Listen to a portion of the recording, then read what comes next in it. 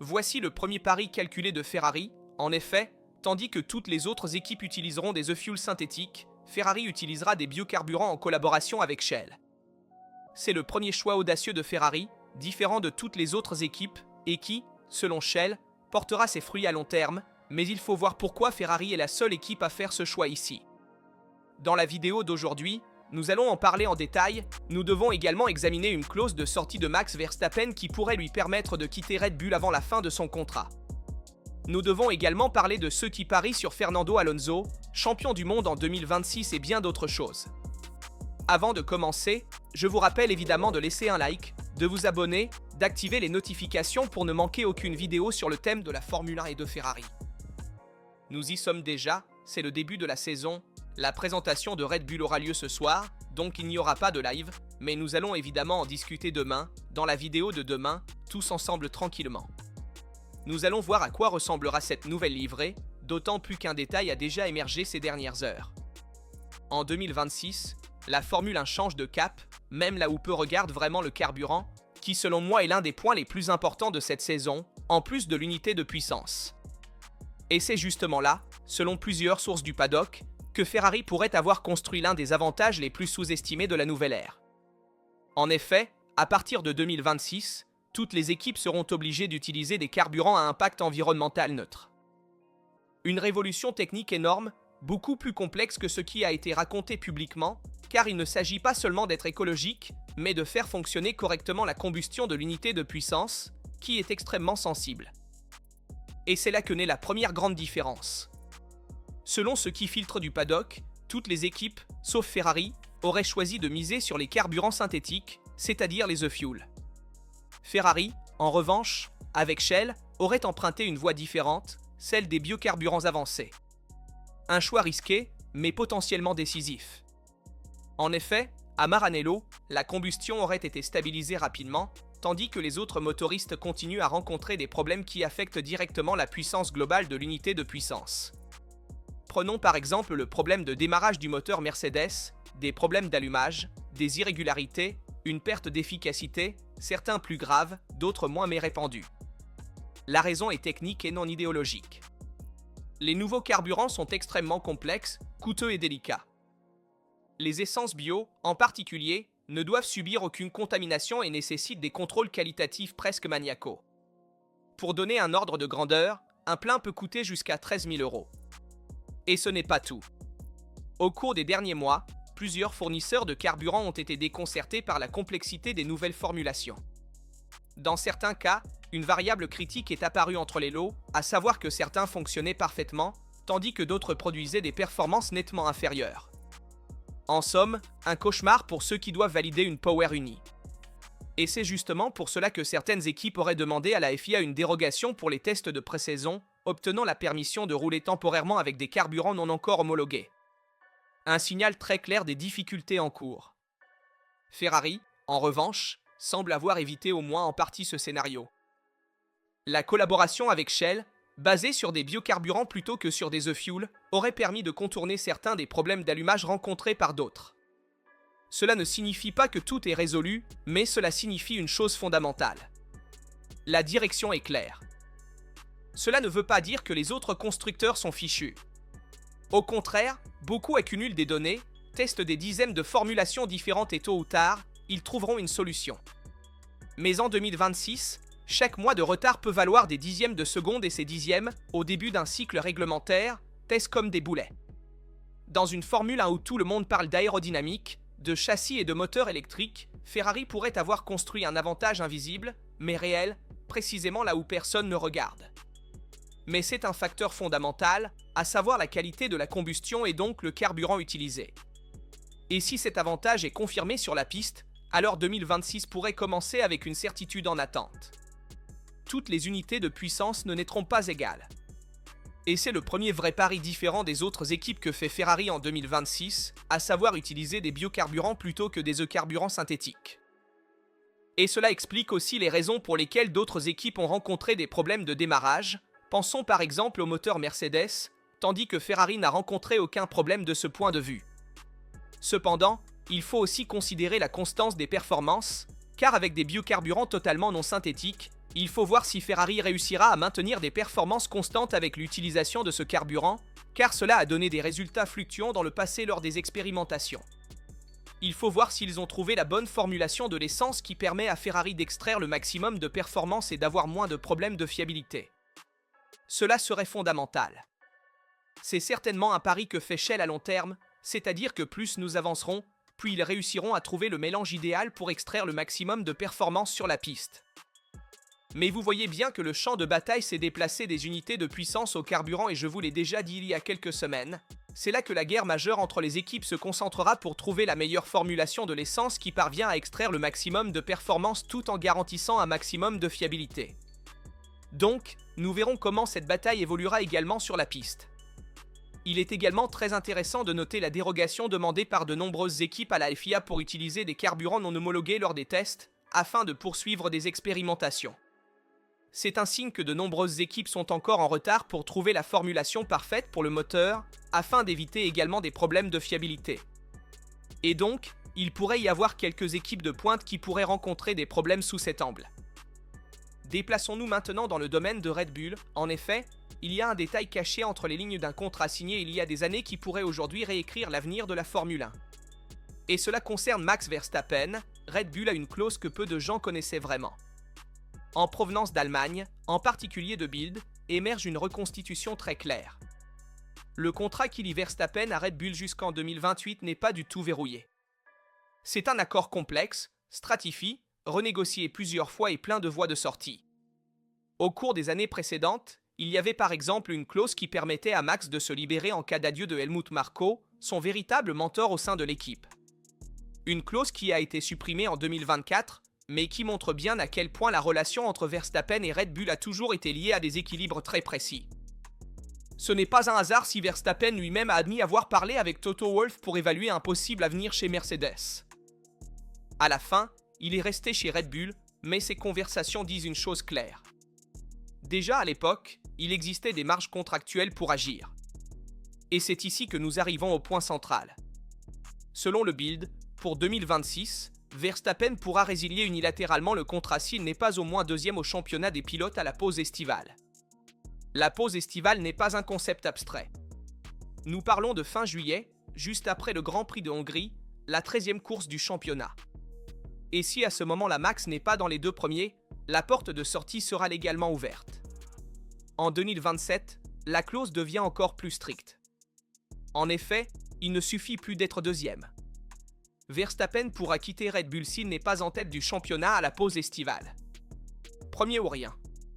Une condition qui ne regarde pas à long terme, mais qui photographie l'état de force immédiat du projet technique. La chose peut-être la plus intéressante est le contexte dans lequel ces clauses sont nées. Ils remontent au renouvellement début 2022 et ont été négociés directement par Helmut Marko, sans que Christian Horner soit au courant de tous les détails. Et c'est une énorme anomalie qui explique beaucoup des tensions politiques observées ces dernières années à Milton Keynes. Traduit, Verstappen n'est pas simplement un pilote sous contrat. C'est un système de pouvoir autonome, avec des leviers contractuels conçus pour le protéger de tout projet qui cesserait d'être dominant. Et avec 2026, les portes entre un nouveau règlement, de nouveaux équilibres et de nouvelles hiérarchies techniques, cette clause pourrait devenir l'une des armes les plus puissantes de l'ensemble du marché des pilotes. Et la question à ce stade n'est pas de savoir si Max peut quitter Red Bull. La vraie question est ce que Red Bull devra prouver au cours des 18 prochains mois pour éviter que Max choisisse vraiment de quitter l'équipe. Et Red Bull sera la première à présenter sa livrée le 15 janvier, c'est-à-dire aujourd'hui même, ce soir. Et cela se fera à Détroit, qui est le siège de Ford. Et ce n'est pas un signal aléatoire, en effet ce partenariat entre Red Bull et Ford sera fondamental à long terme. Ford accompagne Red Bull en ce qui concerne la production des moteurs sur la partie électrique, donc ce sera un grand soutien de la part de Ford sur le développement de la partie hybride, tandis que Red Bull Powertrain travaille sur la partie thermique du moteur. Cependant, ayant un pilote comme Max Verstappen, qui est, disons, le meilleur pilote sur la grille actuellement en termes de talent, eh bien, il est sur la sellette, car les gars pourraient le laisser quitter l'équipe s'il n'est pas deuxième au championnat des pilotes avant la pause estivale, et s'il n'est pas premier au championnat des pilotes pour 2027. Donc attention, Verstappen n'est pas sûr de rester chez Red Bull. En fait, si je devais parier aujourd'hui sur où Verstappen ira dans son avenir, selon moi, nous ne le reverrons pas chez Red Bull. Je ne sais pas dans quelle équipe il pourrait aller, très probablement Aston Martin me semble la plus probable. Vu les prémices de l'équipe qui devrait être une équipe capable de dominer en Formule 1, et de plus, vu aussi la composition des pilotes, c'est-à-dire que nous avons un Lance Stroll qui est tout de même le fils du propriétaire, peut-être qu'il fera aussi un pas en arrière dans quelques années, et certainement Fernando Alonso ne peut pas courir indéfiniment. Donc, vu aussi comment est l'équipe, eh bien, Verstappen pourrait facilement quitter Red Bull pour aller chez Aston Martin, dans le cas où Aston Martin serait plus forte que Red Bull. Mais l'erreur, si l'on veut, chez Red Bull a été celle du contrat, un contrat fait selon les volontés de Verstappen et non selon les volontés de Red Bull. En effet, ces clauses de sortie si avantageuses pour Verstappen nuisent à Red Bull, qui doit maintenant programmer non seulement sa partie technique de zéro, ayant abandonné la fourniture de moteurs externes et produisant tout en interne, ce qui est cependant un choix judicieux, selon moi, à long terme pour Red Bull. Cependant, en plus, il doit également reprogrammer et réorganiser toute la partie technique des ingénieurs et aussi la partie technique, si l'on veut, des pilotes, car il doit également trouver un pilote vedette parmi son vivier sur lequel parier pour l'avenir. Et nous devons revenir à parler d'Aston Martin, nous ne parlons plus de suggestions, mais nous parlons de rumeurs lourdes, de celles qui ont commencé à circuler dans le paddock et qui ne le font jamais par hasard. Ces derniers jours, autour d'Aston Martin, un bruit de fond de plus en plus fort grandit, un bruit qui provient de sources différentes, mais qui pointent toutes dans la même direction. Commençons par une phrase qui a fait sauter plus d'un sur sa chaise. Jake Humphrey a raconté que quelqu'un à l'intérieur d'Aston Martin lui aurait dit que les données qui sortent de la soufflerie, c'est-à-dire du tunnel du vent, sont incroyables, pas bonnes, pas prometteuses, incroyables. Et Humphrey n'est pas du genre à lancer des phrases au hasard. Ensuite, il y a un deuxième élément, même Peter Windsor, qui n'est pas connu pour son enthousiasme facile, est allé encore plus loin dans ses déclarations. Il a dit que si quelqu'un veut parier sur le vainqueur du championnat du monde, il dit qu'il devrait parier sur Aston Martin et Fernando Alonso. Et il ajoute une phrase encore plus forte, si Alonso ne gagnait même pas une course, il en serait absolument surpris. Et maintenant, arrêtons-nous un instant, car lorsque deux figures aussi différentes et expérimentées commencent à dire les mêmes choses, cela vaut la peine d'écouter. Mais attention, derrière cet enthousiasme, il y a aussi une histoire beaucoup plus complexe. Le projet 2026 d'Aston Martin n'est pas une promenade. En fait, Adrian Newey, le cerveau technique derrière l'Aston Martin AMR26, a été confronté à un problème sérieux, des données incohérentes, entre simulation et soufflerie, un cauchemar pour n'importe quelle équipe. Au point qu'il a été nécessaire de recalibrer les systèmes, de réécrire des logiciels et de ralentir certaines approbations de composants. Newey n'a pas changé de philosophie, il a fait ce qu'il a toujours fait, il a poussé les concepts à la limite. Certaines parties de la voiture ont été approuvées en retard, justement parce qu'il a voulu les superviser, jusqu'au dernier détail. Non par indécision, mais pour extraire le maximum de potentiel possible.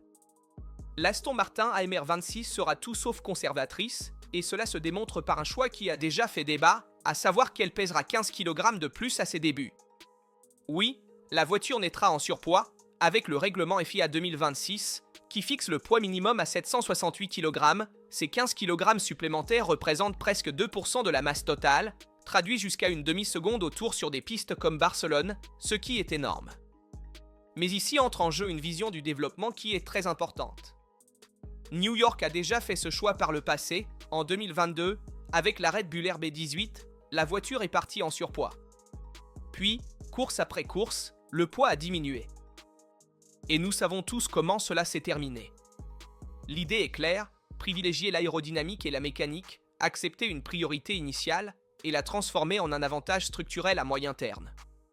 La MR26 sera une plateforme en constante évolution, avec des mises à jour ciblées, surtout sur l'aérodynamique et aussi sur la configuration de l'unité de puissance, pour améliorer sa fiabilité et ses performances. Ce n'est pas un all-in immédiat, c'est un pari calculé. Et c'est ici que le discours revient sur Alonso. Si Aston Martin a vraiment une base aérodynamique supérieure, et si les problèmes de corrélation sont résolus, et si le projet parvient à exprimer le potentiel que certains dans l'équipe entrevoient déjà, alors oui, Fernando Alonso pourrait se retrouver au bon endroit, au bon moment, pour tenter de se battre pour le titre. Pas pour une histoire romantique, mais pour un agencement technique rare. 2026 ne récompensera pas celui qui sera immédiatement parfait, mais celui qui aura le courage de penser plus loin que les autres. L'idée est claire, privilégier l'aérodynamique et la mécanique, accepter une priorité initiale et la transformer en un avantage structurel à moyen terme. la MR26 sera une plateforme en constante évolution avec des mises à jour ciblées, surtout sur l'aérodynamique et aussi sur la configuration de l'unité de puissance pour améliorer sa fiabilité et ses performances. Ce n'est pas un all-in immédiat, c'est un pari calculé. Et c'est ici que le discours revient sur Alonso. Si Aston Martin a vraiment une base aérodynamique supérieure, et si les problèmes de corrélation sont résolus, et si le projet parvient à exprimer le potentiel que certains dans l'équipe entrevoient déjà, alors oui, Fernando Alonso pourrait se retrouver au bon endroit, au bon moment, pour tenter de se battre pour le titre. Pas pour une histoire romantique, mais pour un agencement technique rare. 2026 ne récompensera pas celui qui sera immédiatement parfait, mais celui qui aura le courage de penser plus loin que les autres. Aston Martin semble aujourd'hui exactement dans cette position. Et je ne remets pas en question le génie d'Adrian Newey. La seule chose qui me fait un peu douter du projet d'Aston Martin concerne Honda, à savoir le moteur. En effet, étant la seule équipe à utiliser le moteur Honda, ils auront moins de données disponibles sur l'unité de puissance par rapport à d'autres motoristes. Je pense par exemple à Mercedes. En effet, Honda devra développer seul le moteur pour 2026. Elle sera certainement concentrée sur Aston Martin et sur les besoins d'Aston Martin. Et c'est un avantage.